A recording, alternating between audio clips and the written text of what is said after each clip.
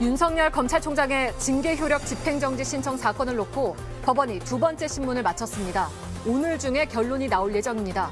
법원이 신청을 받아들이면 윤 총장은 복귀하고 기각하면 정직 2개월 징계가 유지됩니다. 정부가 아스트라제네카에 이어 글로벌 제약사인 화이자, 얀센과 코로나19 백신 구매 계약을 맺었습니다. 두 회사에서 모두 1,600만 명분의 백신을 구매하기로 했는데 특히 얀센은 이르면 내년 2분기부터 접종을 시작합니다. 변이 바이러스가 퍼지고 있는 영국에서 이번엔 남아공발 변이 바이러스가 추가로 확인됐습니다. 전염성이 더 강한 걸로 알려졌는데 영국은 추가 확산을 막기 위해 남아공발 교통편을 차단했습니다. 전복민 의원이 부산시 의원이던 시절 본인이 최대 주주인 회사가 부산시의 공사를 여러 건 수주한 것으로 확인됐습니다. 현행법은 이해 충돌을 방지하기 위해서 시의원과 지자체의 금전적 사업 거래를 금지하고 있습니다. 캠프 출신 27명이 2018년 지방선거 이후 대거 성남시에 채용됐다는 의혹에 대해서 어제 은수미 시장은 법적 절차상 문제가 없다는 입장을 내놨습니다. 오늘 뉴스룸은 채용 과정에 문제가 있었다는 걸 보여주는 은 시장 측근의 녹취를 추가로 공개합니다. 은 시장이 말한 공정한 절차와는 거리가 먼 내용입니다. 강원도 고성 일대를 산불이 휩쓸고 지나간 지 벌써 1년 8개월이 지났습니다. 하지만 상당수 주민들은 여전히 이런 컨테이너 주택에서 생활을 이어가고 있습니다. 오늘 밀착 카메라에서는 각종 재난으로 집을 잃고 임시거처에서 겨울을 맞는 사람들의 이야기를 들어봤습니다.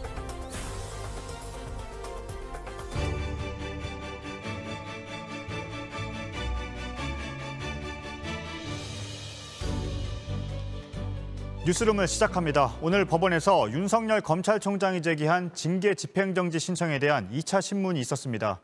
법원은 오늘 안에 결론을 내겠다고 밝혔습니다. 뉴스 중에 결론이 나오면 바로 자세한 소식을 전해드리겠습니다. 정부가 아스트라제네카에 이어 다른 회사들과 코로나19 백신을 계약했습니다. 화이자와 얀센입니다. 원래 밝혔던 물량보다 더 많이 계약했습니다. 먼저 얼마나 확보했고 언제쯤 맞을 수 있는지 이한주 기자가 보도합니다. 정부가 더 계약했다고 밝힌 백신은 모두 1,600만 명분입니다. 화이자 1,000만 명분, 얀센 600만 명분입니다. 얀센 백신은 원래 계획보다 200만 명분을 더 확보했습니다. 얀센 백신은 한 번만 맞으면 됩니다. 냉장 상태로 적어도 3개월을 쓸 수 있어 유통도 편리합니다.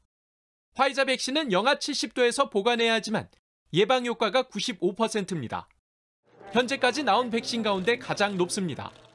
국제 프로젝트인 코백스 퍼실리티를 통한 1천만 명 분도 계약을 앞두고 있습니다. 이제 남은 건 모더나입니다. 예정대로 내년 1월에 계약을 하면 1,000만 명분을 더 갖게 됩니다. 이렇게 되면 모두 4,600만 명이 접종할 수 있습니다. 전 국민의 89%입니다. 집단 면역 형성 기준인 60%보다 많습니다.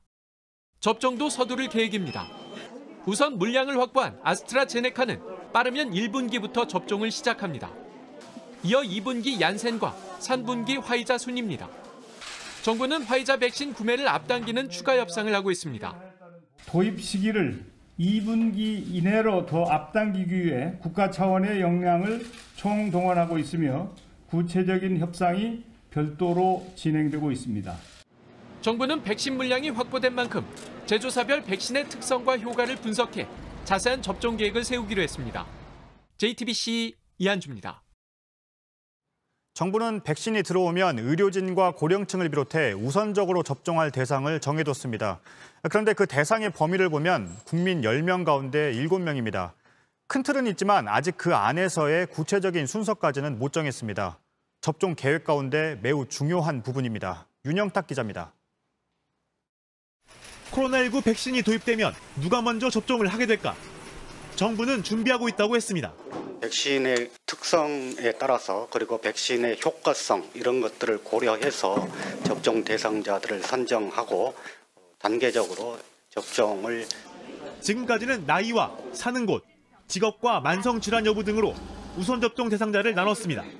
고령층, 요양기관 등 집단시설에 사는 사람, 성인 만성질환자 등 취약계층, 여기에 의료진과 소방, 경찰 공무원, 군인, 교육시설 근무자들이 해당됩니다.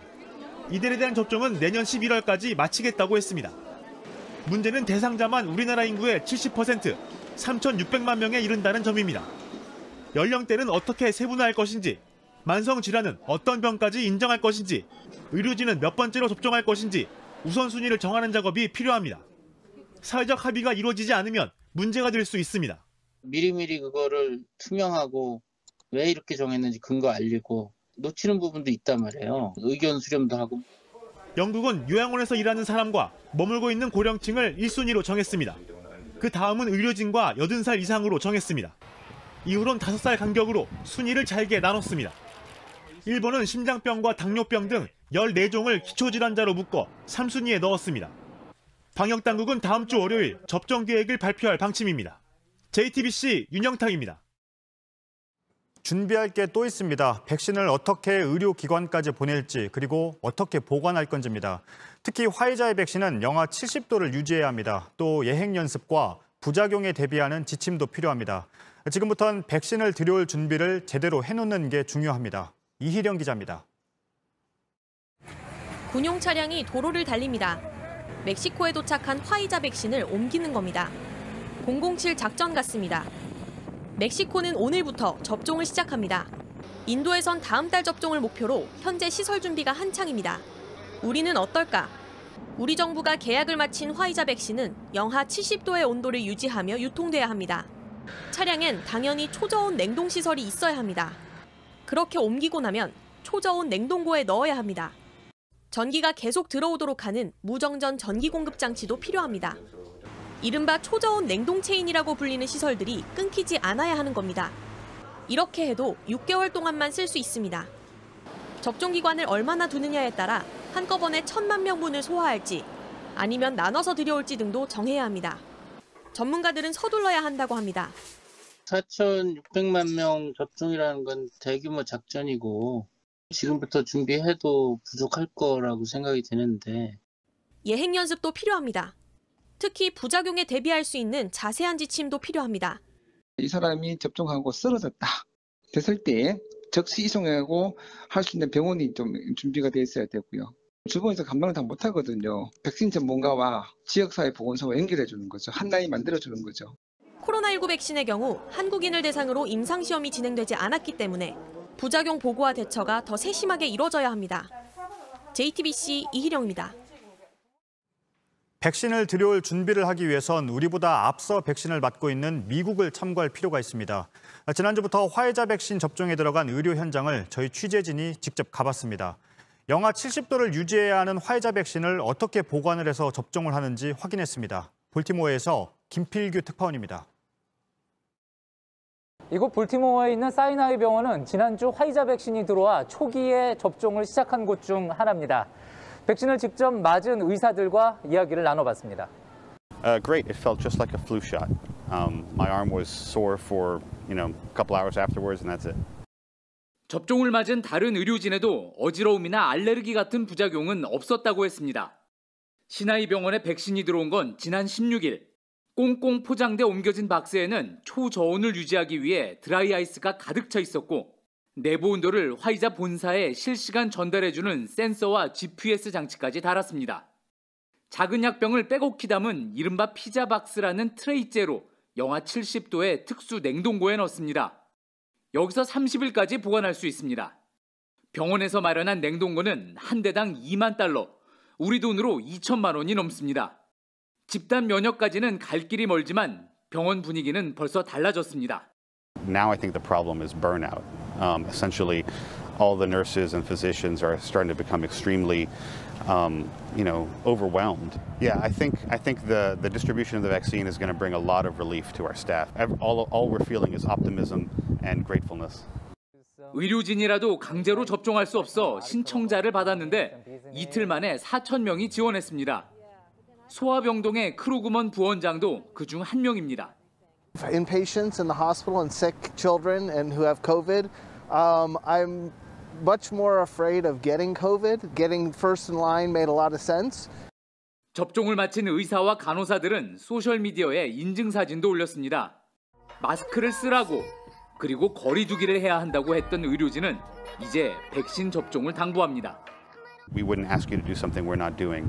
In addition, we've read the studies, and we know the data, and it's a very, very safe vaccine that is very effective. 볼티모어에서 JTBC 김필규입니다. 오늘 코로나19 확진자도 1,000명에 가깝습니다. 상태가 심각한 환자도 지금까지 가운데 가장 많습니다. 학교, 회사, 교회에서 집단 감염이 이어지고 있습니다. 전직 대통령 이명박 씨의 집을 경호하던 방호요원 10명도 확진됐습니다. 지금 가장 심각한 건 역시 요양병원입니다. 통째로 격리된 경기도 부천의 한 요양병원에선 지금까지 25명이 숨졌습니다. 아직도 64명이 병상을 기다리고 있습니다. 역시 통째로 격리된 경기도 고양의 요양병원에서도 확진자가 이어지고 있습니다. 아직 병상을 기다리고 있는데 다 숨져야 끝이 나는 거냐는 외침도 나옵니다. 여성국 기자입니다. 병상과 이불, 쓰레기가 뒤섞여 있습니다. 의료용 폐기물이 놓인 곳 옆에 도시락도 있습니다. 확진자와 비확진자 구분은 없습니다. 한 병실 침대에서 다닥다닥 붙어 있습니다. 감염 관리가 제대로 될 리 없습니다. 집단 감염이 일어난 요양병원들은 대부분 사정이 비슷합니다. 토하는 건 내가 간병인이니까 내가 다 받아서 처리라고 이러니까 거기를 나는 옮은 것 같아. 어제서야 다른 병원에서 치료를 받고 있습니다. 8일이나 지난 뒤입니다. 지네 병원에 오줌에 냈다 싸고 거기면서 우리네 같이 숨을 쉬게 해놓으니까 공기가 너무 희박하니까. 노인들도 보호사들도 어느새 모두 확진자가 되어 함께 생활했습니다. 나갈 때까지 하루하루 버틸 뿐이었습니다. 열이가 37도, 38도 뭐 팔이요 이렇게 막 올라댔어. 그리고 토하고 설사하고 막 이러고 기침이 나고 그래서 거기서 기저귀도 차고 있어. 사람들은 하나둘 목숨을 잃었습니다.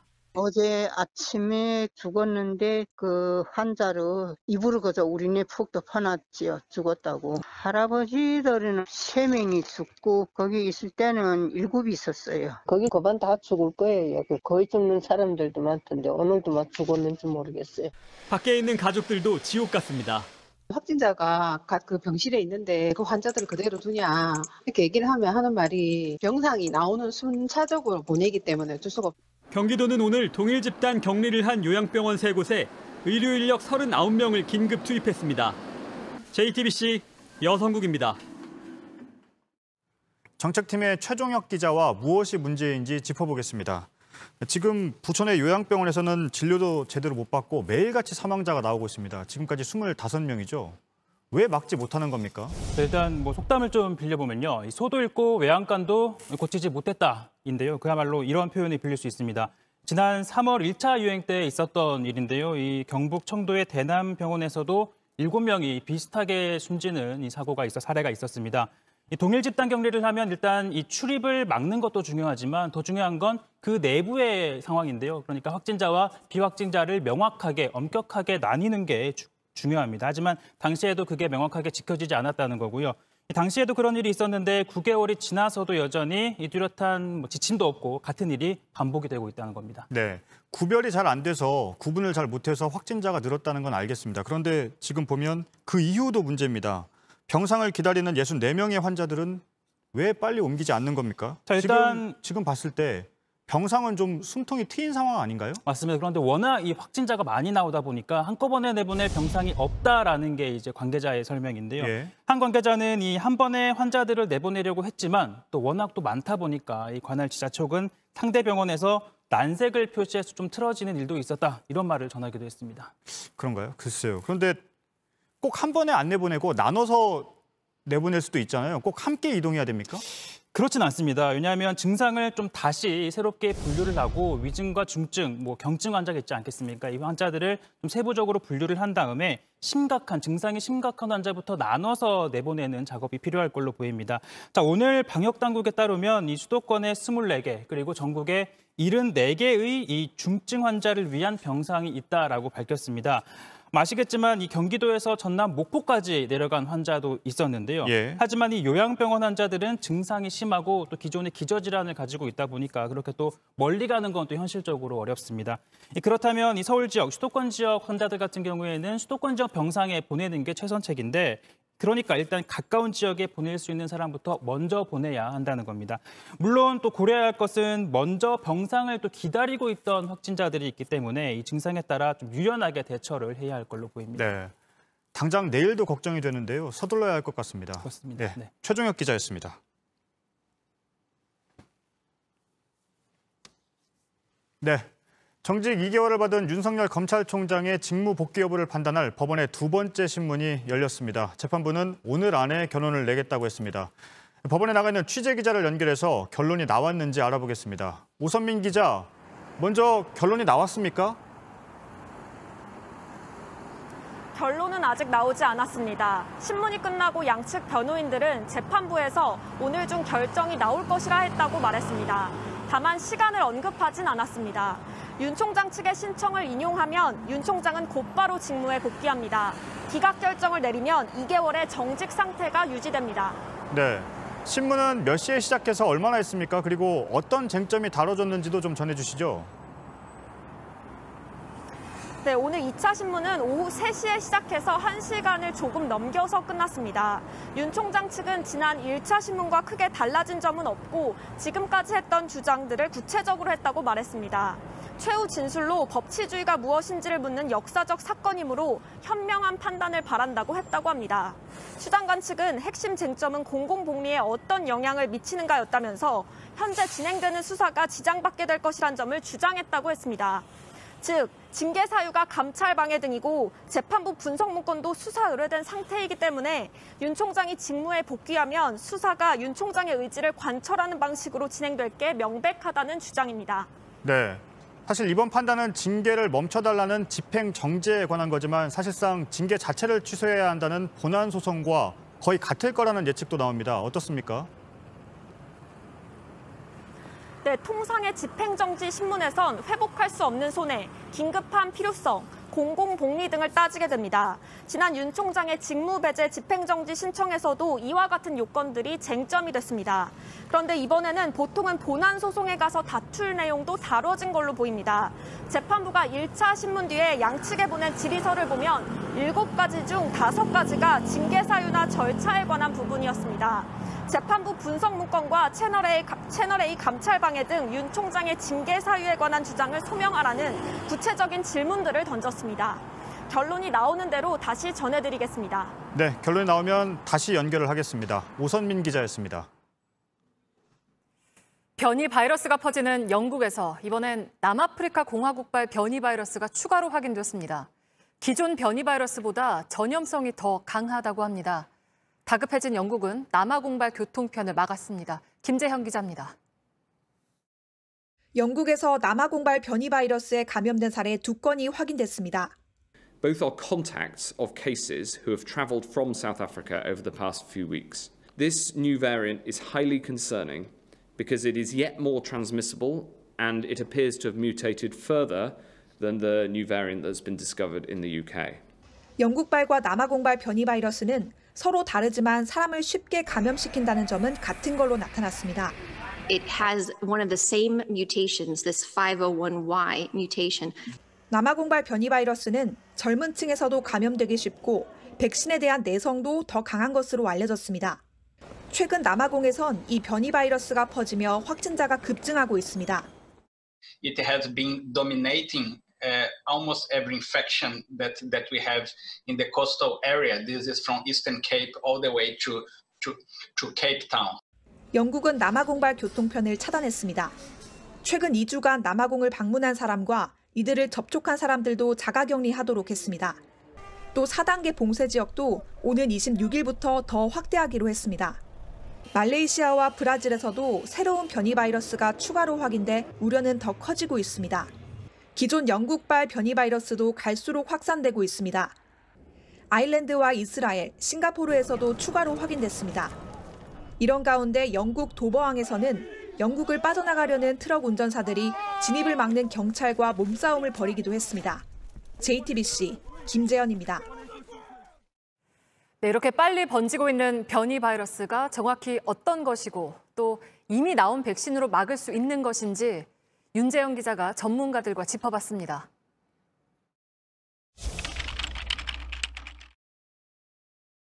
코로나 바이러스에는 많은 돌기가 있습니다. 돌기는 1,200개가 넘는 아미노산으로 이루어져 있습니다.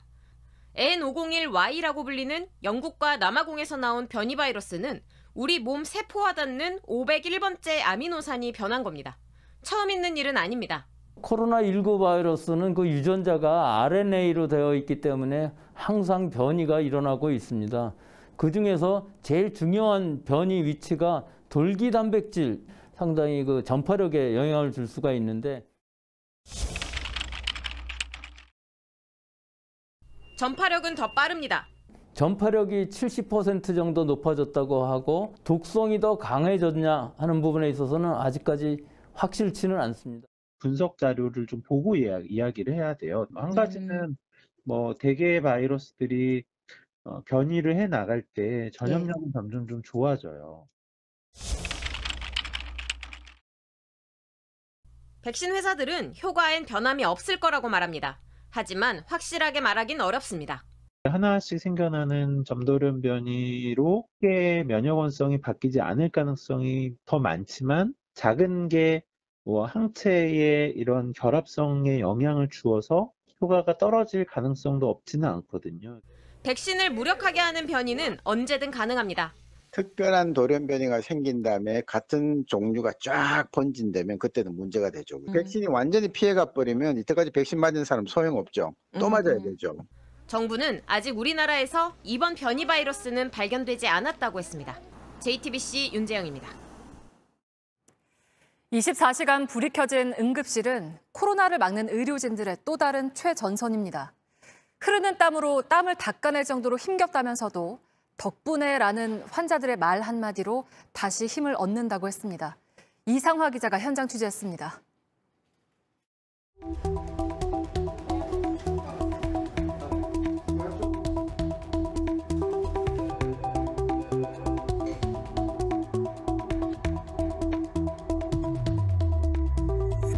열 나는 거 알고 계셨어요? 열 나는 것 때문에 음악 격리실 들어온 거예요. 그래서 보호자분 마음대로 이렇게 밖에 나가실 수가 없어요.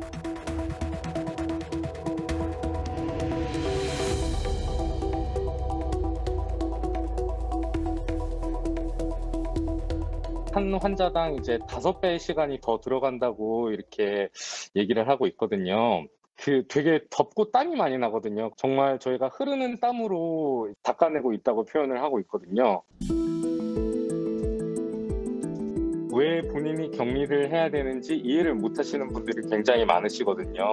다툼이 되게 잦아요. 왜 나를 이렇게 가둬놓느냐라고 얘기를 하시고, 그래서 이제 음악 격리실 문을 계속 이렇게 쾅쾅 두드리시고, 그 안에서 이제 경찰까지 부르셔가지고.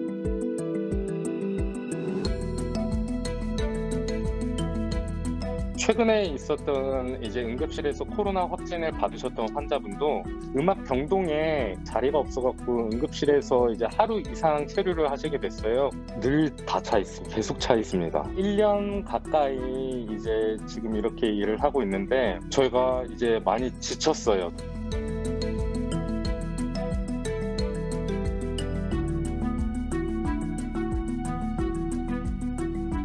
바뀐 만큼 이제 의료진들도 고생을 좀 많이 하고 있거든요. 그래도 이제 그나마 버틸 수 있는 것들이 의료진 덕분에 제가 살았다 이런 말을 들을 때마다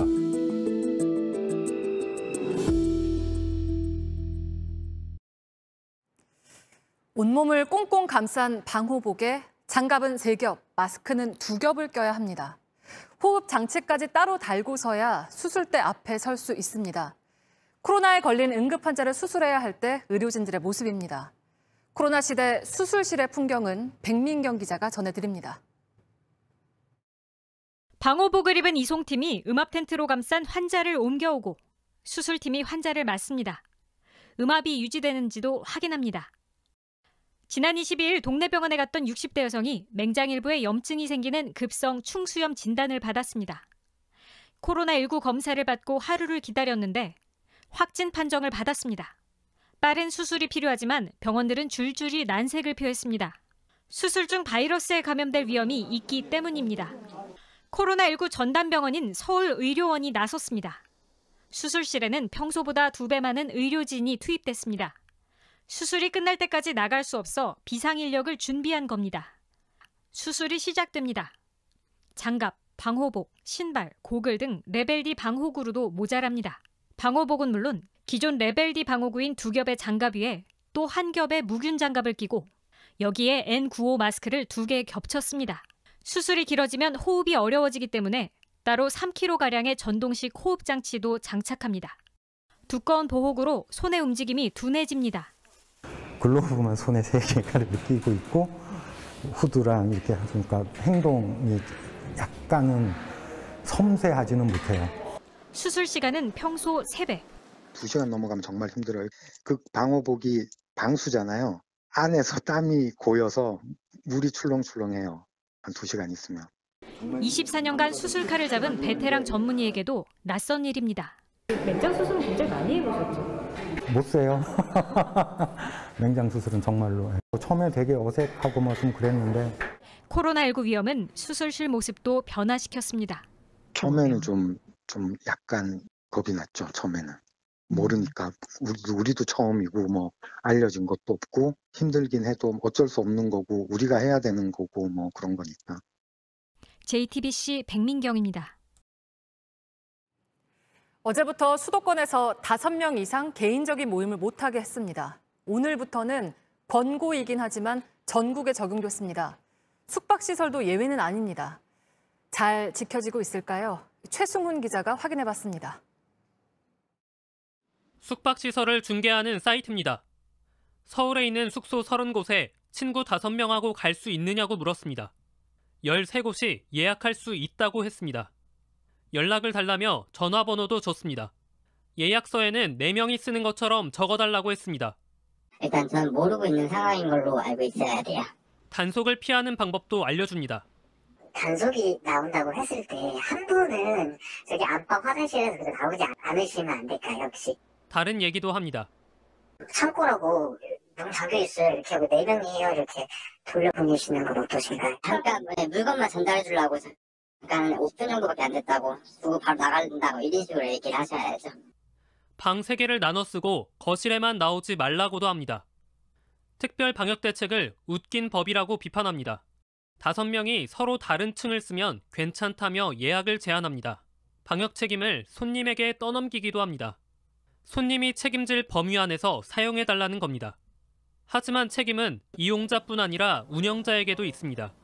5명 이상 숙박한다는 사실을 알고도 막지 않으면 과태료를 물 수 있습니다. 업체 측도 운영자들에게 방역 수칙을 지켜달라고 요청했습니다. 서울시가 단속에 나섰지만 적발은 어렵습니다. 그럼 그 개인 비리까지는 사실상 어떻게 할 수가 없죠. 이제 항상 지키고 있을 수는 없으니까 잘 협조를 구하는 차원에서 계속 지도하고 노력하는 거죠. 마스크를 쓴 채 맞는 크리스마스 이브입니다. 모두가 어렵고 힘들지만 올 겨울엔 거리두기를 꼭 지켜야 내년 성탄절은 마스크를 벗고 보낼 수 있습니다. JTBC 최승훈입니다. 부산시 의회가 900억 원대 재산을 가진 국민의힘 전봉민 의원이 시의원 당시 재산을 불리는 과정에 문제가 있는지 조사할 특별위원회를 꾸리기로 했습니다. 오늘 JTBC는 역시 조사가 필요한 또 다른 의혹을 보도합니다. 시의원 시절에 전 의원 본인이 최대 주주인 회사가 부산시로부터 여러 건의 공사를 따낸 걸로 확인됐습니다. 시의원과 지자체의 금전적인 사업 거래는 법으로 금지돼 있습니다. 전다빈 기자가 취재했습니다. 부산 지사동의 한 아파트 근처 도로입니다. 2018년 3월 부산 강서구청이 도로 개설 공사를 발주했습니다. 약 36억 원 규모였습니다. 사업을 따낸 곳은 동수토건입니다. 전봉민 의원과 친동생 2명, 삼형제가 소유한 회사입니다. 대표는 친동생이 맡고 있습니다. 당시 부산시의원이었던 전 의원은 이 회사 임원이었습니다. 부의장 시절 관급 공사 수주도 있습니다. 2018년 6월 동수토건은 다른 회사와 함께 부산도시공사로부터 45억 원 규모의 조경공사 계약을 따냈습니다. 동수토건 사내이사를 맡기 전에도 전 의원은 여러 건의 관급 공사를 맡았습니다. 전 의원은 이사를 맡기 전에도 동수토건 지분 약 37%를 보유한 최대 주주였습니다. 나머지는 친동생 2명이 나눠 갖고 있습니다. 삼형제 지분율이 100%입니다. 동수토건은 아버지 회사 이진건설과 전 의원이 대표였던 이진주택 등으로부터 주요 매출을 올리는 회사입니다. 지방자치법은 시의원과 해당 지자체 간 거래를 금지하고 있습니다. 시의원이 대표이거나 50% 이상 지분을 보유하면 금지 대상입니다. 최대 주주지만 대표가 아닌 이사고 지분이 50%를 넘지 않는 전 의원은 문제가 없는 걸까? 전문가들은 실질적 지배력이 중요하다고 말합니다. 아버지 전광수 대표와 전봉민 의원의 절대적 영향력 아래에 있는 특수관계인, 즉 가족회사이기 때문입니다. 지방의원이 명시적인 대표는 아닙니다만 사실상 지발권을 행사하는 그러한 법인의 경우에는 거래 금지 규정이 적용될 것으로 보입니다. 정치권에서도 비판이 이어집니다. 시의회 부의장까지 했던 분이 편법 증여 의혹을 넘어 사리 사욕을 위해 법을 악용한 정황들이 계속 드러나고 있습니다. 사업 수주 내역을 하나하나 따져봐야 합니다. 부산시의회도 전 의원과 아버지의 건설 특혜 위법성 의혹을 조사하는 특별위원회를 가동하기로 오늘 결정했습니다. 전 의원 측은 여전히 해명을 내놓지 않고 있습니다. 광급공사 수주 관련해가지고 질문 드리고 싶어가지고요. 전 잘 모르겠어서 죄송합니다. 담당자 좀 연결해 주시겠어요? 담당자 안 계세요. JTBC 전다빈입니다. 지난 지방선거 이후 선거 캠프 관계자를 비롯해 27명이 성남시에 취업했다는 JTBC 보도에 대해 은수미 시장은 절차상 문제가 없다고 주장했습니다. 오늘 뉴스룸은 절차상 문제를 뒷받침할 수 있는 새로운 녹음 파일을 보도합니다. 캠프에서 핵심 역할을 했던 인물이 은 시장의 보좌관과 채용을 논의하는 내용입니다. 또 다른 녹음 파일엔 인사 실무자에 대해 원칙대로 해야 한다고 말을 안 들어서 갈아버려야 한다는 말도 담겼습니다. 박창규 기자입니다. 거듭된 질문과 인터뷰 요청에도 은수미 시장은 해명을 거부해왔습니다. 시장님은 뭐 어떻게 대출을 못하는 거겠죠?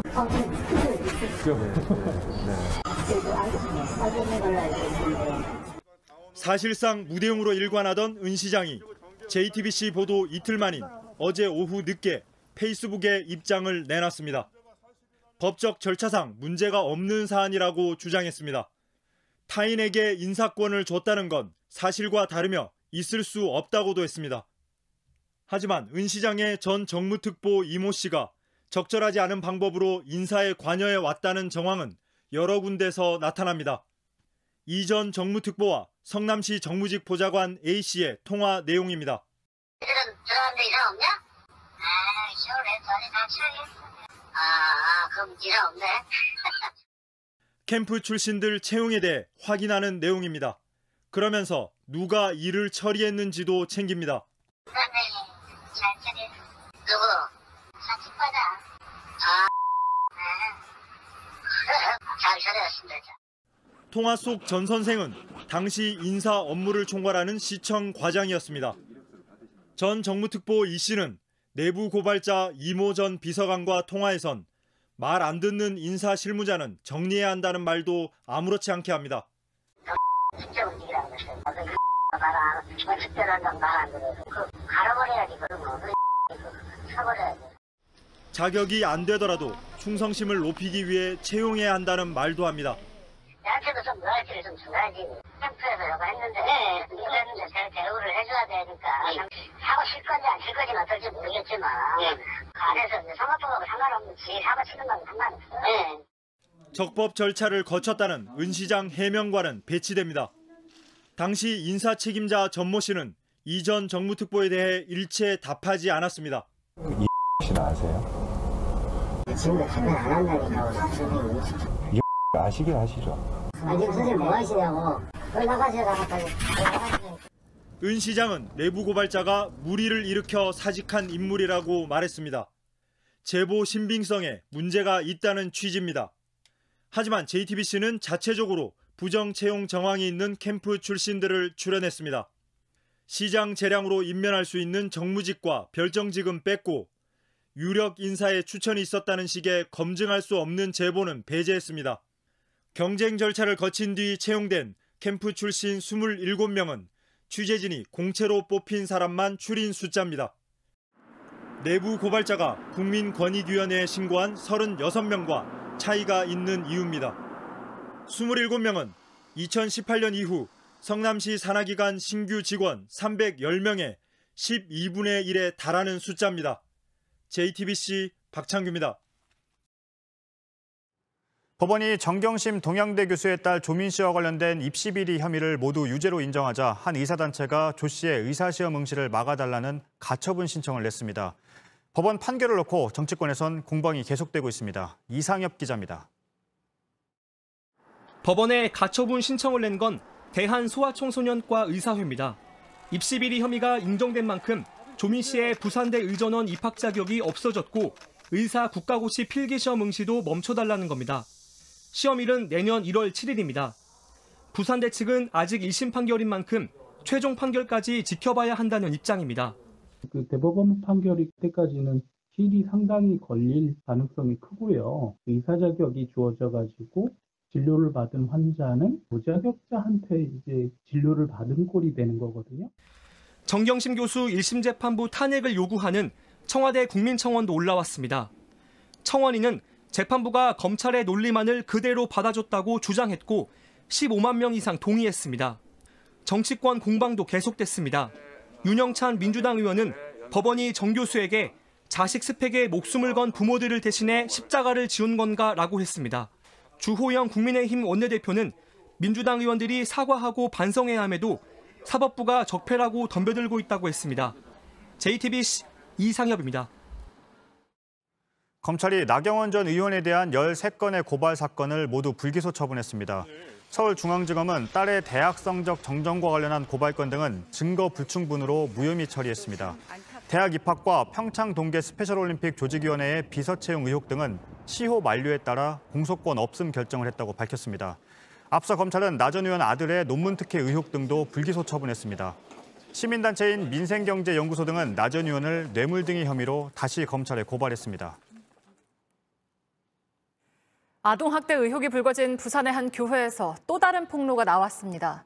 교회가 운영하는 인가받지 않은 대안학교에서도 학대가 있었다는 겁니다. 아이들은 교회에 갇혀서 자습하기 일쑤였고 수시로 맞았다고 증언했습니다. 목사는 공부만 시켰지 학대는 없었다고 주장했습니다. 구석찬 기자입니다. 목사 속옷이나 빨래나 이런 걸 개는 거, 뭐 정리하는 거 이런 거를 중학교 2학년 때부터 지금까지 나오기 전까지 했었거든요. 목사가 자신을 노예처럼 부리고 수시로 폭행했다며 눈물을 쏟아냅니다. 부산의 한 교회 대안학교를 8년 동안 다닌 22살 A씨의 증언입니다. 20분 동안 얼굴을 진짜 사정없이 주먹이며 뺨이며 비며 오만 대 다 때려가지고 그때 진짜 귀 부막도 터지고. 이 대안학교는 교사 자격증이 없는 2명이 초중고생 10명 안팎을 맡아왔습니다. 그런데 학비가 1인당 월 120만 원을 넘었다고 학생들은 말합니다.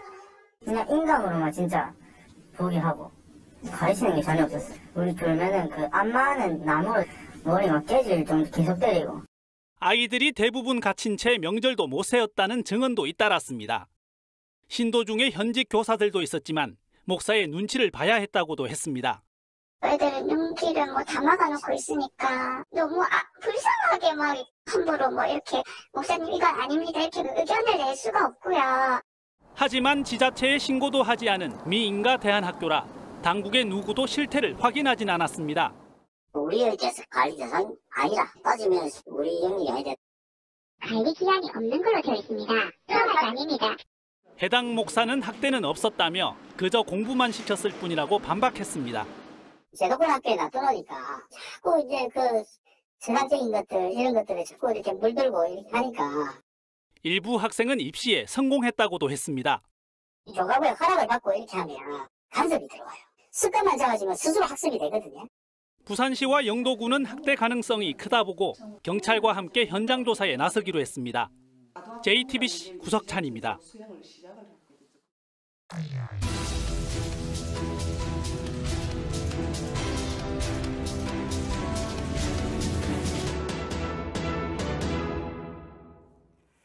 몇 시간 뒤면 크리스마스입니다. 올해는 대부분 집에서 보내실 텐데요. 몇 년째 집에 못 가고 밖에서 크리스마스를 맞는 사람들이 있습니다. 각종 재해를 겪고 임시 거처에서 겨울을 나는 사람들입니다. 빠르게 지원해주겠다던 정부 약속이 지켜지고 있는지 밀착 카메라가 돌아봤습니다. 고석승 기자입니다. 평온했던 수요일 오후 도시가 흔들렸습니다. 규모 5.4의 지진은 도시 곳곳에 크고 작은 상처를 남겼습니다. 벌써 3년이 지났는데 포항은 어떻게 변했을까? 당시 가장 피해가 심각했던 아파트는 붕괴될 위험이 있다는 판정을 받고 철거 결정이 내려졌습니다. 보시는 것처럼 철거는 대부분 마무리됐고 현재는 건물 잔해를 치우는 작업이 진행되고 있습니다. 이 부지에는 도서관 등 공공시설물이 들어설 예정입니다. 그런데 이곳에서 100m가량 떨어진 또 다른 아파트는 사정이 조금 다릅니다. 건물 곳곳에 금이가 있고 아예 콘크리트 조각이 떨어져 나간 곳도 있습니다. 아파트 안으로 들어가 봤습니다. 물이 계속 새면서 보시는 것처럼 천장 곳곳에 곰팡이가 피어 있고요. 문틀이 뒤틀려서 방 문도 제대로 닫히지 않습니다. 해당 아파트를 포함해 지역 주민 일부는 인근 실내체육관에서 3년째 머물고 있습니다. 그냥 핫팩 요 깔고 자지요. 핫팩을 깔고 주무세요? 네. 핫팩 여기 있잖아. 누구세요? 한 개. 없어. 한 개씩 간다. 한 개씩. 없어. 여기 스팀 틀고. 스팀 틀고. 그것밖에 없지요. 이 바닥은 맨바닥. 이곳 주민 상당수는 임대 아파트로 옮겨야 하지만 아직 체육관에 남아 있습니다. 트라우마 이 생각에 장기가 한시도 이건 막 내가 막 돌아댕겨요.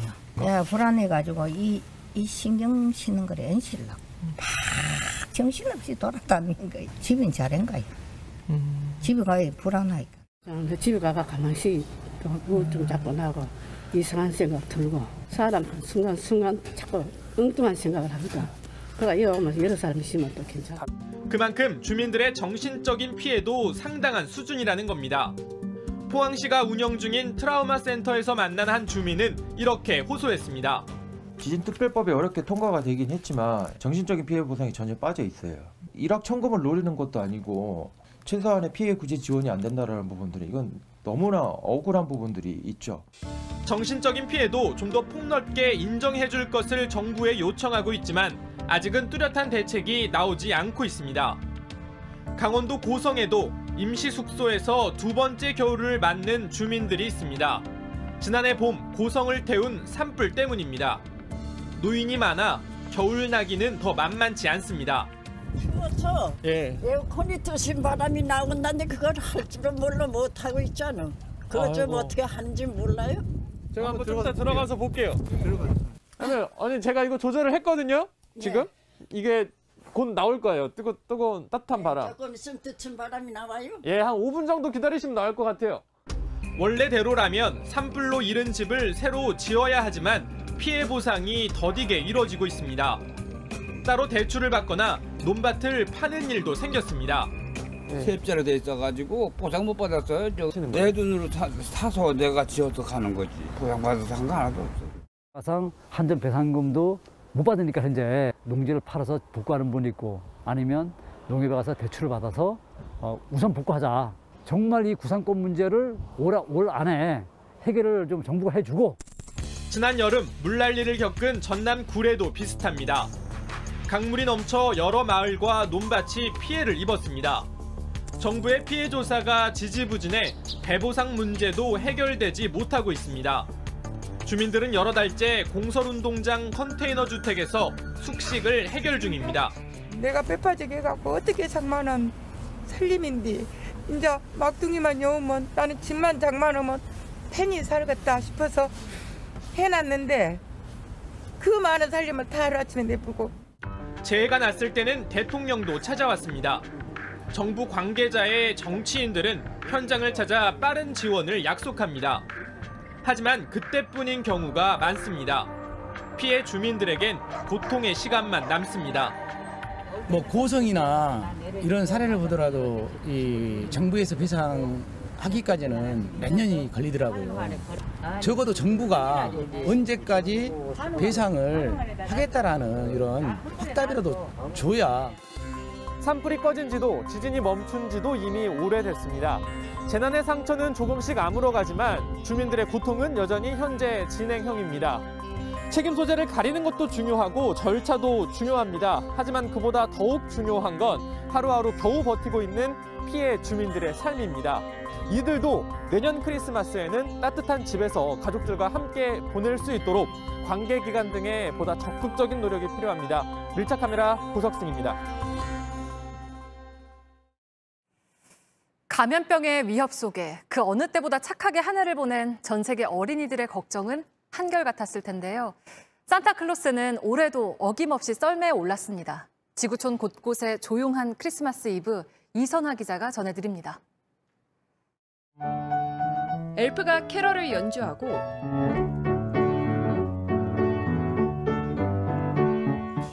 산타클로스의 오두막엔 모닥불이 따뜻하게 타오릅니다. No one is left alone. Contact is sure to please. Stay safe and healthy. 긴 여행을 앞둔 산타의 당부입니다. 매년 이맘때면 전 세계에서 온 사람들로 붐비는 핀란드 산타 마을은 올해는 텅 비어버렸습니다. 직접 오지 못하는 사람들을 위해 산타의 출발 모습을 생중계하며 전 세계 어린이들을 안심시킵니다. A little while ago, I took a trip up there to the North Pole. I went there and I vaccinated Santa Claus myself. 산타는 이미 백신을 맞았고 자가격리도 면제입니다. They have granted the quarantine waiver, but Santa is required to wear a mask this year. 세계 곳곳의 아이들을 만나는 산타들은 저마다 거리두기 방안을 찾아내고 있습니다. 투명한 플라스틱 텐트 안에서 인사를 하는가 하면 비대면 선물 배달을 위해 패러글라이딩으로 날아가다 전깃줄에 걸리기도 합니다. 예수의 고향 베들레헴도 지난해와 달리 한산합니다. 올해는 트리 점등식도 50명으로 인원을 제한했습니다. 조용한 크리스마스를 맞이하는 어린이들은 산타가 있는 북극으로 그 어느 때보다 간절한 소원을 보냈습니다. It's really hard because of COVID-19 and online school.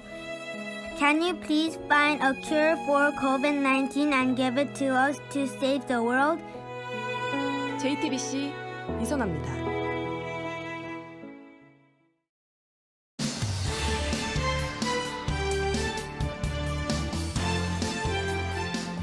한 걸음 더 친절하게 김소연의 백브리핑 시작합니다. 첫째 브리핑, 말문이 막혀서입니다. 누구의 말문이 막힌 걸까요? 여당 원내대표단이 14일째 단식 농성 중인 고 김용균 씨의 어머니 김미숙 이사장 등을 찾았는데요. 농성단이 요구하는 중대재해기업처벌법, 오늘 법사위에서 논의 시작했으니 일단 단식부터 멈춰달라 이 말 하기 위해서입니다. 다른 사람 듣고 있잖아요. 그렇게 저희가 할 테니까 그렇게 할 테니까 이제 단식은 그냥 좀 접어주셨으면 좋겠어요. 저희는 그럴 생각이 원내대표님이 우리 몇 명 죽는 것보다 수천 명이 지금 죽는 게 더 급한 거잖아요. 지금. 그러자 김태년 원내대표 야당 얘기를 쓱 꺼냅니다. 지금 야당도 지금 사실상 심의를 지금 거부하고 있는 이런 지금 상태라서 조금 조건은 여러 가지로 악조건이긴 합니다만은 최대한 야당도 설득하고 해서 최선을 다하도록 하겠습니다. 오늘 법사위 일정에 반발해 국민의힘이 안 온 걸 상기시키면서 우리 탓 아니다 이렇게 말한 건데요. 그러자 김미숙 이사장 바로 받아칩니다. 여태까지 여당이 다 통과시켰잖아요. 많은 법을 통과시켰는데 왜 이 법은 꼭 야당이 있어야 돼요? 그 사람들 안 들어오면 여당에서 그냥 해주세요. 네, 이게 무슨 말일까요? 바로 이 얘기입니다. 과반 찬성으로 법안이 의결되었습니다.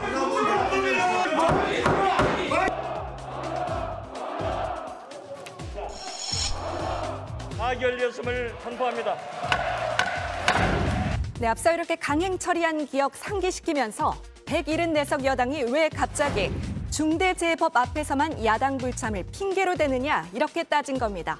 이 말 들은 김 대표 그야말로 말문이 턱 막혔는데요. 그 사람들 안 들어오면 여당에서 그냥 해주세요.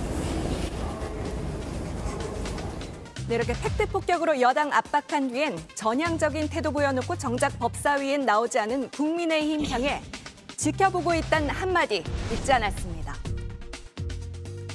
아니 저희한테 야당이 와서 하겠다고 했잖아요. 그러니까 얘기했어요. 하겠다고 해서 말뿐인 건가 정말 하겠다고 했는데 아니 해볼 테니까. 그 회의석상에 딱 나와서 뭐가 문제를 딱 제시하고. 다음 브리핑, 차별받은 미나리입니다. 코로나 팬데믹 와중에도 세계 주요 영화제를 휩쓸고 있는 영화 미나리 얘긴데요. Minari. Yoo Jong-yoon in Minari. 내년 2월 미국 골든글로브 시상식에도 아니나 다를까 후보에 오를 거다 이런 현지 보도가 나왔습니다. 그런데 다시 들여다보니 작품상이 아니라 외국어 영화상 후보라네요. 대사의 절반 이상이 영어가 아니면 외국어 영화란 규정 때문인데요. 여기 대체 어디야? 집이지. 우리 새로 시작한다고 그랬잖아. 이게 그거야. 미국 애들은 할머니랑 같이 방 쓰는 거 싫어한다던데. I don't like Grandma. 쟤는 안 그래요. 한국애니까. Grandma smells like Korea. 야, 뭐라고? 그랜마 스멜? 네, 하지만 이 영화 교포 2세지만 아무튼 미국인 리 아이작 정 감독이 찍었고 무려 브래드 피트가 세운 제작사가 만든 미쿵 영화입니다. 우리말 많이 나온다고요? 한국에서 온 이민자 가족의 이야기를 영어로 만들 순 없는 거 아닌가요? 네, 이러다 보니 현지 영화계 유명 인사들이 올해 미나리보다 미국적인 영화를 못 봤다. 너네 나라로 돌아가란 건데 거기가 미국이다. 이렇게 차별이라고 목소리 내는 상황입니다. 이 영어가 30%밖에 안 되던 쿠엔틴 타란티노 감독의 영화는 작품상 후보에 오른 적이 있다니 근거도 있어 보이네요. 이민자의 나라 미국의 영화제가 국내에서 제작한 영화 틀어놓고 외국어 비율 따지고 있다는 것 자체가 참 웃픈 장면입니다. 오늘 백브리핑 여기까지입니다.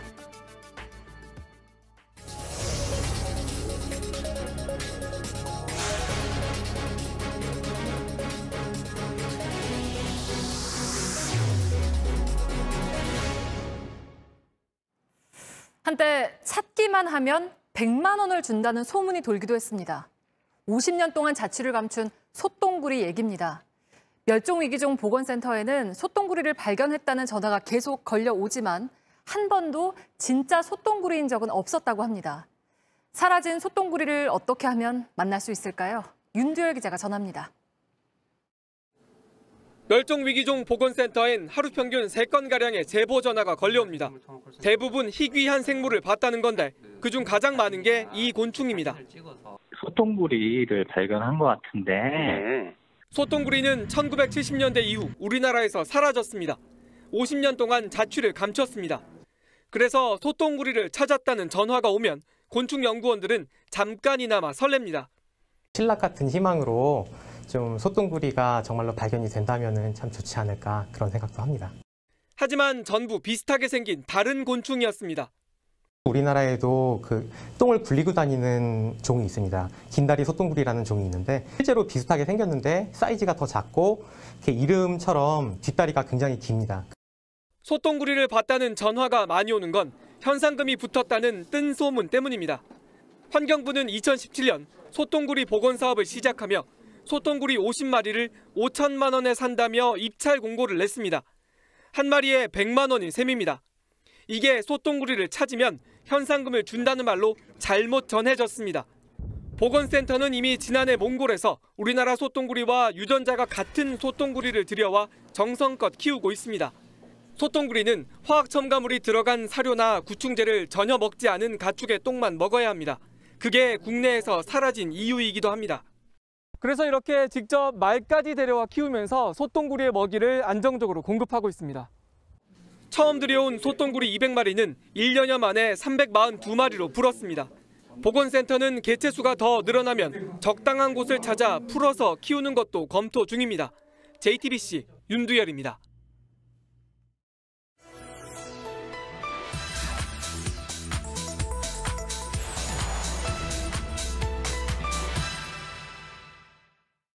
종따위인 제가 어떻게 감히 오지 말라, 오라 말할 수가 있겠어요.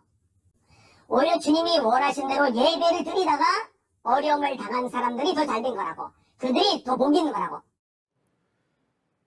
팩트체크 시작합니다. 서울 금천구의 한 교회 목사 발언 들으셨습니다. 이 교회 방역 지침 어기고 122명이 예배받다가 현재까지 25명 확진자 나왔습니다. 종교시설 감염 사례 또 늘고 있습니다. 최근 2주 동안 집단 감염 건수 따져보니 종교시설이 일반 사업장, 요양시설보다 많았습니다. 이 온라인상에선 이런데도 종교시설만 특혜를 본다는 말이 나옵니다. 이 5인 이상 모임이 금지됐는데 종교시설은 20명 모여도 된다는 겁니다. 무슨 얘기인지 따져보겠습니다.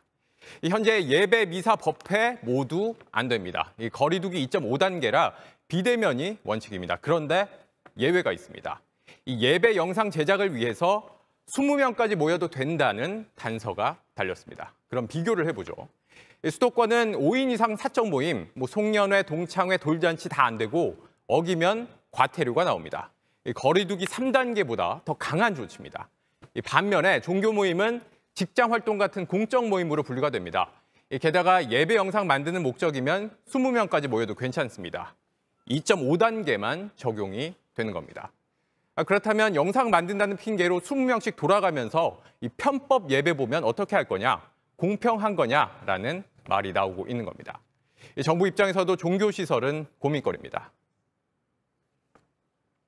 감염이 계속된다면 정부는 국민의 안전을 위해 불가피하게 종교시설을 고위험시설로 지정하고 강력한 제한 조치를 시행할 수밖에 없습니다.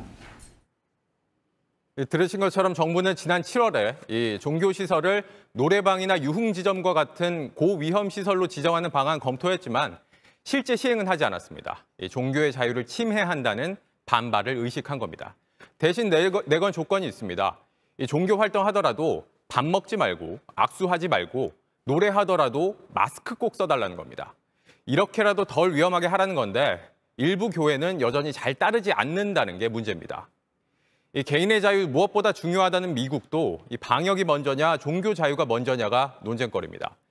미국 대법원은 5월엔 방역을 위해 예배 제한할 수 있다고 했다가 최근 보수 성향 대법관이 다수가 된 이후엔 11월에 종교계 손을 들어줬습니다. 반면 이런 대법원의 변화에도 불구하고 캘리포니아 법원은 사흘 전에 30만 명의 미국인이 숨졌다. 이 헌법은 자살을 위한 게 아니다. 라면서 방역을 우선시하는 판결을 내렸습니다. 팩트체크였습니다. 마지막 코너를 가장 먼저 돈 이 선수가 슬쩍 뒤를 돌아보더니 승리를 확신하고 두 팔을 들어 올립니다. 그런데 그 사이에 뒤를 따르던 선수들이 역전을 하고 결승선도 먼저 통과해버립니다. 1등을 놓친 이 브라질 모터사이클 선수는 순간적으로 기어가 작동하지 않아서 속도를 더 낼 수 없었다고 말했습니다. 이 경주에서는 3등으로 밀려났지만 올 시즌 성적을 다 더한 결과 시즌 챔피언에는 오를 순 있었습니다. 하늘을 가로지르면서 둥근 불덩이가 내려옵니다. 불덩이가 지나가는 동네는 한낮처럼 환하게 밝아지고 하늘은 마치 해가 뜬 것처럼 보이기도 하죠. 현지 시간으로 23일 중국 칭하이성 등 북서부 여러 지역에서 불덩이가 포착됐습니다. 이 불덩이는 칭하이성 위수 지역의 들판으로 떨어졌고 다행히 다친 사람은 없는 걸로 전해졌습니다. 썰물이 빠져나간 모래 웅덩이에 아기 돌고래가 꼼짝하지 않고 있습니다. 구조대원이 조심스럽게 안아 올리는데요. 어업 활동 등으로 멸종 위기에 처한 프란시스카나 돌고래입니다.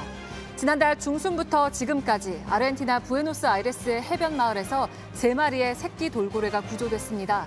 구조된 아기 돌고래들은 치료와 재활 훈련을 하고 있는데 다행히 다시 힘차게 헤엄치는 모습을 보였습니다. 버스 유리창이 모조리 깨지고 좌회전할 때 버스를 주의하라는 안내판은 구겨진 채 떨어져 있습니다. 오늘 오전 9시쯤 경기도 화정동의 한 도로에서 트럭과 버스가 동시에 좌회전을 하려다 부딪혔습니다. 이 사고로 10살 아이 1명이 크게 다치는 등 8명이 다쳐서 병원으로 옮겨졌습니다.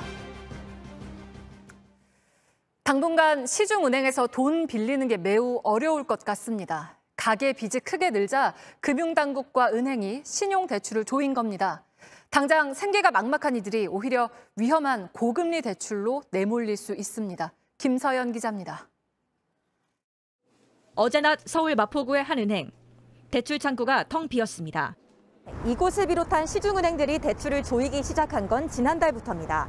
이러자 풍선 효과 조짐이 보이고 있는데요.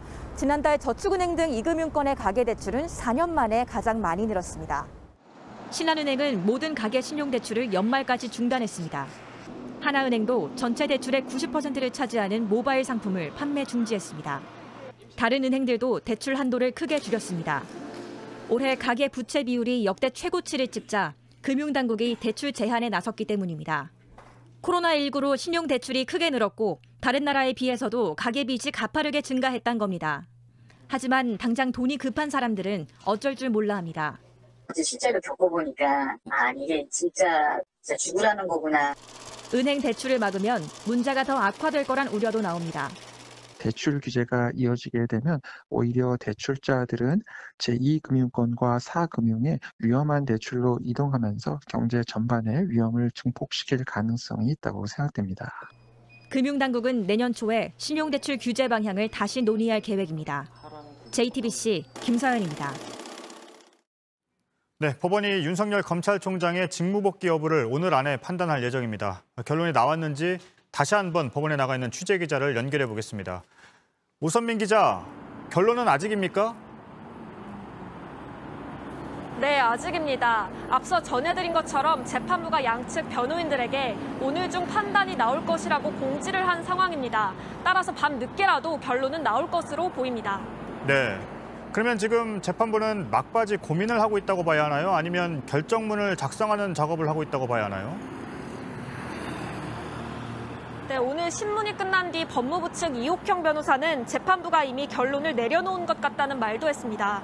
지금은 재판부가 결정문을 다듬고 있는 막바지 작업을 하고 있을 것으로 보입니다. 네, 그렇군요. 결론에 따라서 추미애 장관과 윤석열 총장의 입장 또 상황이 달라질 텐데요. 어떻습니까? 네, 다시 한번 말씀드리면 윤 총장 측 신청을 받아들이면 윤 총장은 곧바로 직무에 복귀합니다. 기각 결정을 내리면 2개월의 정직 상태가 유지됩니다. 윤 총장이 복귀하면 부당 징계로 검찰의 독립성이 침해됐다. 이런 주장에 힘이 실리게 됩니다. 반대로 기각 결정이 나오면 추미애 법무부 장관은 징계 정당성을 확보하게 됩니다. 예, 뉴스 시간이 아직 남아있는데요. 뉴스 중에 결론이 나오면 다시 한번 오선민 기자를 연결하겠습니다. 오선민 기자였습니다. 코로나19는 성탄절의 표정도 많이 바꿔놨습니다. 거리엔 사람이 줄었고 모임도 사라졌습니다. 자영업자들의 시름은 더욱 깊어만 갑니다. 크리스마스 전날인 오늘을 끝으로 문을 닫는 서울 북창동의 한 식당에 이가혁 기자가 나가 있습니다. 이 기자, 지금 나가 있는 식당입니까? 네, 저는 서울시청역 인근 북창동 먹자 골목에 나와 있습니다. 제 옆인데요. 2006년에 문을 연 샤브샤브 식당입니다. 먼저 이 출입문을 좀 보시면 이렇게 매년 맛집으로 추천됐다는 걸 보여주는 스티커가 많이 붙어 있습니다. 그만큼 이곳 주변에서는 꽤 알려진 맛집입니다. 하지만 이곳도 코로나19 여파를 피할 수 없었습니다. 이달 초에 박병현 기자가 이곳에 와서 폐업 상담을 받는 모습을 여러분들께 취재해서 전해드린 바가 있는데 오늘 실제로 폐업을 하게 된 겁니다. 이쪽 카운터 아래를 보시면 코로나로 인해서 12월 25일부로 영업을 종료합니다. 고객님 모두 감사합니다라는 안내 문구가 붙어 있습니다. 실제로는 오늘 저녁 장사를 끝으로 이곳은 문을 닫게 됩니다. 네, 오늘 저녁이라고 하면 이제 몇 시간 안 남았는데요. 문을 닫기까지의 과정도 좀 들어봤습니까?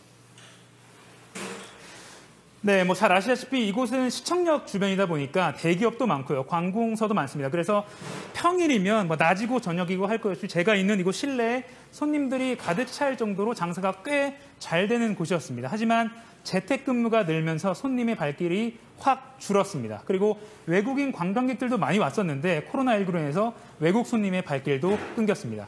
여기서 끝이 아닙니다. 뭐 송년회, 동창회 이런 게 많은 연말입니다. 특히 이 샤브샤브 식당은 지금 겨울철이 대목인데도 불구하고 사회적 거리두기 강화, 또 5명 이상 모임 금지까지 엎친 데 덮친 격이 됐습니다. 저희가 낮부터 이거 주변 상권도 쭉 돌아봤는데 그야말로 텅 비었다, 이 표현이 가장 정확한 표현이었습니다. 이곳 식당 주인은 자영업자들에게 좀 더 폭넓게 지원이 이루어졌으면 좋겠다 이렇게 말했는데요. 직접 들어보시죠. 저희 같은 구간에 있는 소득업자들한테도 정부의 또 다른 지원이 절실하게 필요하다고 생각을 합니다. 남아있는 직원들이 저랑 오픈했을 때 같이 청소하고 세팅하고 음식 세팅하고 이런 분들이에요. 코로나 때문에 폐업을 해야 되겠다고 이렇게 말씀을 드리니까 울더라고요, 다들. 네, 그리고 제 앞에 있는 이런 의자와 뭐 탁자, 이런 집기류, 최근에 폐업하는 곳이 워낙 많다 보니까 중고로 돈을 받고 팔 수 있는 것이 아니라 오히려 돈을 내야 합니다. 이걸 치우고 정리하는데 3,300만 원이 든다고 합니다. 즐거워야 할 크리스마스와 연말입니다. 하지만 누군가에게는 오랜 삶의 터전을 문 닫는 서글픈 날입니다. 네, 그렇군요. 잘 들었습니다. 이가혁 기자였습니다. 한 생명이 태어나고 저무는 각각의 문턱에서 코로나19의 무자비함은 더 적나라하게 드러나는지도 모르겠습니다. 열이 나는 임신부를 병원이 받아주지 않았고 결국 세상에 나오지 못한 아기가 있습니다. 자가격리 중인 산모의 뱃속 아기에게 지금은 나오지 말라고 말해야 하는 부모도 있습니다. 먼저 배양진 기자입니다. 34주를 품었습니다. 신발을 준비하고 애착 인형에 태명을 새겼습니다. 경북 구미의 문경희 씨는 지난 9월 이렇게 기다리던 태아를 잃었습니다. 출산을 2주 앞둔 새벽 갑자기 40도까지 열이 올랐습니다. 응급실로 달려갔지만 받아주지 않았습니다. 열이 너무 올라서 너무 무서워서 왔다 이랬더니 일단은 열 재더니 열이 있으시면 응급실로 들어가지 못한다고 하더라고요. 하루 뒤 코로나19 검사를 받았고 음성 판정을 받았습니다. 다시 병원을 찾았지만 또 거부당했습니다. 검사 음성 나왔는데도 안 된다 했어요. 그러니까 그러면은 검사 받으신 데 가라고. 뒤늦게 치료를 받았지만 아이의 심장이 멈춘 상태였습니다. 도착하자마자 그 병원에서는 엄마 애기 심장이 안 뛰어 이러는 거예요. 그래서 무슨 소리냐고 30분까지 뛰었는데 무슨 소리냐고.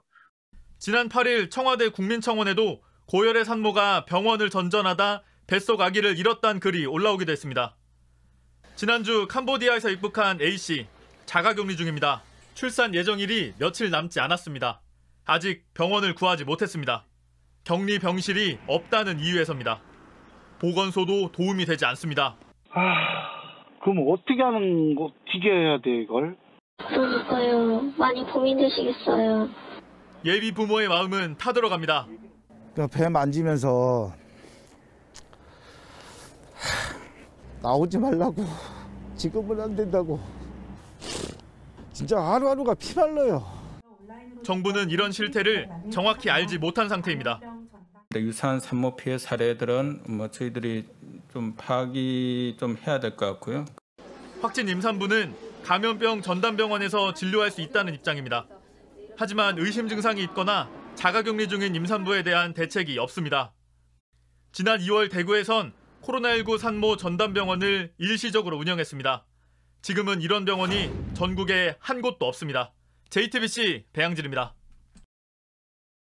얼굴을 못 봤죠. 왜냐하면 코로나 균체예요. 엄마이기 이전에. 코로나19로 숨진 환자의 유가족이 저희 취재진에게 전한 말입니다. 아파하는 가족을 보살필 틈도, 떠나는 가족을 보낼 틈조차도 코로나19는 파고들었습니다. 장례 치르기 전에 화장부터 해야 하는 지금의 방역 지침이 괜찮은지, 유족들을 위로할 지원 같은 건 있는지 김지성 기자가 살펴봤습니다. 52살 김모 씨, 아침 일찍 집을 나섭니다. 돌아가신 어머니를 보러 가는 길입니다. 좋아하시던 막걸리 한 병 사가지고 이걸 좋아하셨어요. 80 넘은 노모는 5달 전 코로나19 감염으로 세상을 떠났습니다. 딸 왔어, 막내 왔어. 힘들게 가셨지만 격리 상태라 임종을 지키지 못했습니다. 제대로 된 장례도 없었습니다. 서둘러 화장부터 했습니다. 비닐에 돌돌 감아져 있다 그래. 해야 되나? 얼굴을 못 봤죠. 왜냐면은 코로나 균체예요. 이분이 엄마이기 이전에. 지금도 마음의 상처입니다. 한이 미치죠. 빈소 없이 보내드렸잖아요. 바로 부랴부랴. 잠을 못 자겠는 거예요. 그 정신과 선생님한테 상담을 했어요. 지난 2월 우리나라가 만든 코로나19 사망자 장례 지침입니다. 감염 예방을 위해 장례 전 즉시 화장하라고 돼 있습니다. 하지만 지난 9월 나온 WHO 지침은 다릅니다. 감염병으로 숨진 사람을 화장해야 한다는 가설엔 근거가 없다는 겁니다. 지금도 우리나라에선 2월 지침을 따릅니다. 유족이 고인을 만날 수 있는 건 화장장 입구로 들어갈 때뿐입니다. 혹은 10초, 20초 그 정도죠. 예, 마지막 이별의 순간입니다. 정부는 유족 동의를 받고 있다는 입장입니다. 하지만 경황이 없는 유족이 다른 의견을 내긴 쉽지 않습니다. 코로나19 사망자는 어제 하루만 17명이 늘어 756명이 됐습니다. 하지만 유족을 위로하고 치유하는 조치가 여전히 부족합니다. 지자체에 3일 이내 명단을 달라 이제 공문을 계속 저희가 지금 뿌리고 있는데 좀 반절이 안 되는 정도. JTBC 김지성입니다. 네, 소프라노 조수미 씨가 성탄절을 맞아 전 세계 팬들에게 깜짝 선물을 준비했습니다. 네, 지금 보고 계신 영상은 조수미 씨가 오늘 자신의 SNS에 올린 작은 크리스마스 콘서트입니다. 지금 이탈리아에 머물고 있는 조수미 씨를 연결해서 선물에 담은 그 마음을 직접 들어보겠습니다. 나와 계시죠? 네, 안녕하세요. 네, 안녕하세요. 산타 모자를 산타 모자를 쓰고 계시는 걸 보니까 정말 산타한테 노래를 선물 받은 것 같습니다. 지금 화면으로 영상이 나가고 있는데요. 여기가 어디입니까? 네, 여기는 이탈리아고요. 로마에 있는 작은 갤러리라고 하죠. 갤러리인데 거기서 제가 좀 성탄절을 여러분들과 따뜻하게 보내기 위해서 이렇게 작은 음악회를 준비해봤어요. 예. 이번에 부르실 곡까지 직접 골랐다고 들었는데요. 언제 어떤 마음으로 네. 이런 공연을 계획하셨습니까?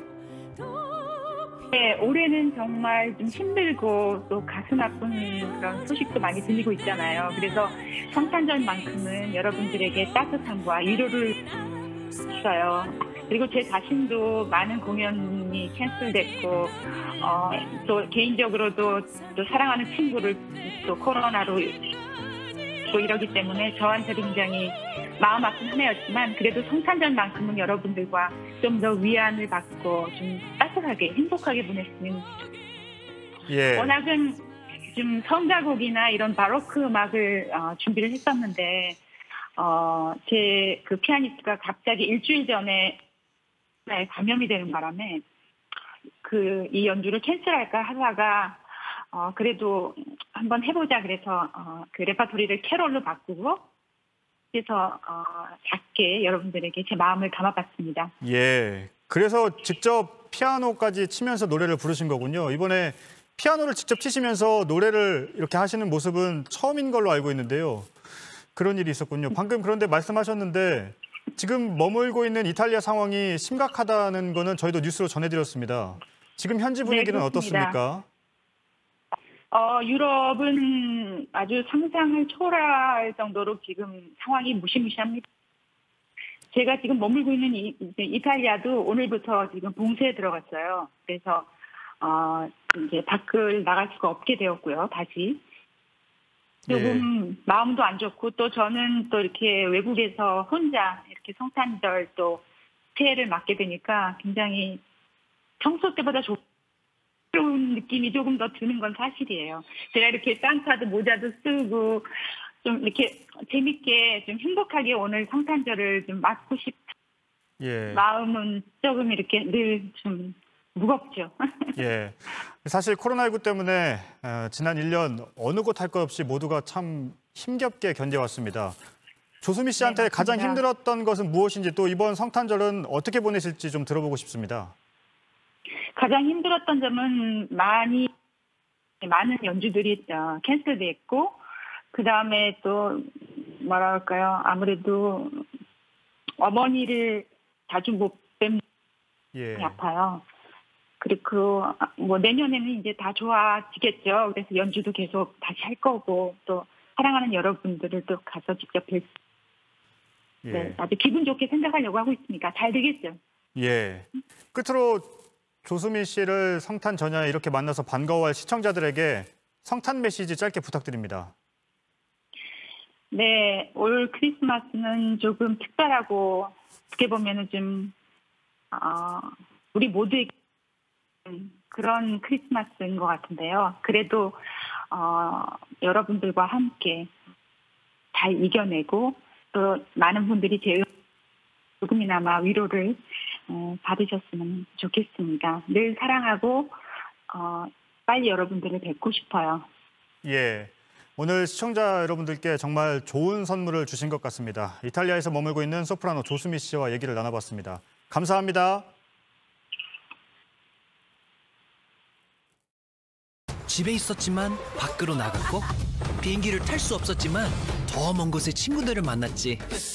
춤을 추고 노래를 부르고 힘을 낼 수 있게 해줬던 우리 모두의 순간들. You're on TikTok. 이것은 FDA에 등록된 바이러스 살균기 컴투게더입니다. 세상에서 코로나를 없앨 순 없지만 당신 주위의 바이러스는 99.9% 없애줍니다. 컴투게더. 네, 날씨 박사 시간입니다. 오늘은 김세현 기상전문기자가 스튜디오 바깥에 나가 있는데요. 한번 연결을 해보겠습니다. 김세현 기자, 지금 어디로 나가 있습니까? 네, 저는 지금 서울기상관측소에 나와 있습니다. 이곳은 서울의 날씨의 기준이 되는 곳인데요. 보시는 것처럼 제 뒤로 이렇게 기상 장비들이 놓여 있습니다. 지금 이곳의 기온은 영하 0.3도를 보이고 있고 찬바람이 불면서 체감온도는 영하 4.6도입니다. 네, 근데 서울은 화이트 크리스마스를 기대하기가 어렵다면서요? 네, 아쉽게도 올해도 서울은 화이트 크리스마스를 기대하긴 어렵겠습니다. 2015년 이후 서울은 계속해서 크리스마스에 눈이 관측되지 않고 있는데요. 지난 40년 동안 크리스마스 이브에는 11번, 그리고 크리스마스 당일에는 12번 눈이 내렸습니다. 이틀 연속 눈이 내린 건 6번인데요. 다른 지역과 비교해보면 서울은 꽤 많은 편입니다. 화이트 크리스마스가 가장 많이 찾아온 곳은 인천, 그리고 가장 적게 찾아온 곳은 울산과 부산이었습니다. 예상보다 화이트 크리스마스의 확률이 높지 않아서 매년 이렇게 기대하게 되는 것 같습니다. 네, 크리스마스인 내일 날씨 좀 자세하게 전해주실까요? 네, 지금 제 옆으로 이렇게 제가 보고 있는 일기도가 같이 나갈 텐데요. 일기도를 보면서 내일 날씨 전해드리도록 하겠습니다. 일기도로 보면 파란색이 고기압, 그리고 붉은색이 저기압을 의미합니다. 오늘 오후부터 우리나라는 찬 고기압의 영향으로 차가운 북서풍이 이렇게 불어오고 있는데요.